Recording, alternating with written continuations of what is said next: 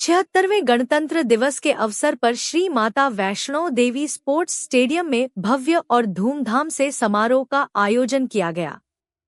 इस समारोह में मुख्य अतिथि के रूप में CEO Shri Mata Vaishno Devi shrine board Anshul Garg उपस्थित रहे, जिन्होंने ध्वजारोहण किया और परेड की सलामी ली।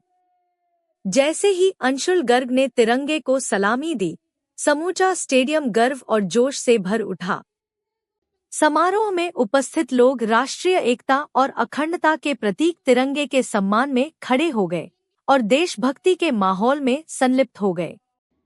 इस मौके पर विभिन्न विद्यालयों और संगठनों द्वारा रंगारंग सांस्कृतिक कार्यक्रमों का आयोजन किया गया, जिसमें बच्चों ने मार्च पास्ट, देशभक्ति गीतों और नृत्य प्रस्तुत किए, जो गणतंत्र दिवस की महिमा और राष्ट्र प्रेम को प्रदर्शित कर रहे थे।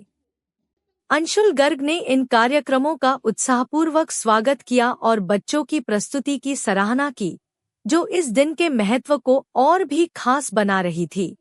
समारोह के दौरान सीईओ अंशुल गर्ग ने परेड के साथ साथ विभिन्न झांकियों का भी निरीक्षण किया। संविधान के प्रति लोग जागरूक हो, संविधान के प्रति लोग चले, क्या कहना चाहिए इसमें? देखिए, सबसे पहले तो आज के इस पावन पर्व पर, क्योंकि भारत का ये 76वां गणतंत्र दिवस हम सभी मना रहे हैं, तो हम सभी के लिए बहुत खुशकिस्मत की बात है कि इस तरीके का कार्यक्रम पूरे देश में आयोजित होता है। और जैसे कि प्रथा चली आ रही है कि श्री माता वैष्णो देवी के स्पोर्ट्स कॉम्प्लेक्स में भी काफ़ी भव्य तरीके से जो बच्चे हमारे कई दिनों से मेहनत कर रहे थे, और इस तरह का रंगारंग कार्यक्रम आज हमें देखने को मिला।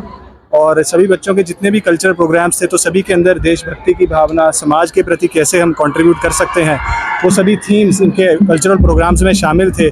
और मैं समझता हूँ हम सभी के लिए ये प्रेरणादायी है कि हम किस तरीके से संविधान में दिए गए फ़र्ज़ों को अपने जीवन में धारण कर सकते हैं। सर, आने वाले दिनों में श्री माता वैष्णो देवी श्राइन बोर्ड श्रद्धालुओं की सुविधा के लिए किस तरह से प्रयास कर रहा है, और जिस तरह आपने बोला कि कटरा डिवीज़न के जितने भी लोग हैं उनके लिए, दर्शकों के लिए मांग थी प्रायोरिटी की, तो उस पर क्या कहें? देखिए, ऐसा है कि जैसा हम जानते हैं कि कटरा से बहुत सारे ऐसे श्रद्धालु हैं जो कुछ हर हफ्ते या हर माह या हर रेगुलर इंटरवल्स पर माता वैष्णो देवी के दर्शनों के लिए जाते हैं, और शायद कतारों में लगने की वजह से काफ़ी इनकन्वीनियंस फेस करते हैं। तो उन लोगों की काफ़ी समय से ऐसी मांग चली आ रही थी कि इस सुविधा को उनको तक एक्सटेंड करने की कोशिश की जाए। तो बोर्ड ने अब ये निर्णय लिया है कि जितने भी कटरा सब डिवीज़न के 41 गाँव हैं, उन सभी जो नागरिकों को और कटरा शहर वासियों के लिए ये सुविधा उपलब्ध होगी, और आधार कार्ड को ही एक वैलिड एड्रेस प्रूफ मानकर दुर्गा भवन से उनको ये प्रायोरिटी दर्शन की सुविधा उपलब्ध कराई जाएगी आने वाली 1 फरवरी से। श्री माता वैष्णो स्पोर्ट्स स्टेडियम की अगर बात की जाए तो अर्जुन अवार्डी, शीतल अर्जुन अवार्डी, राकेश जी जहाँ पर है,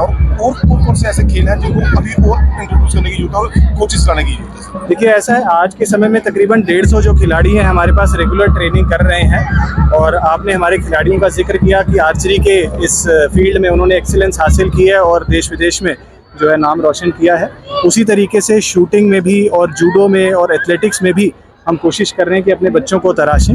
उसके लिए निरंतर प्रैक्टिसेस और उनको टूर्नामेंट्स में भेजा जा रहा है, और आने वाले समय में हम देखेंगे हमारे बहुत सारे उभरते सितारे जो राष्ट्रीय स्तर पर अपना नाम रोशन कर रहे हैं और भी एक्सीलेंस के पायदान छुएंगे।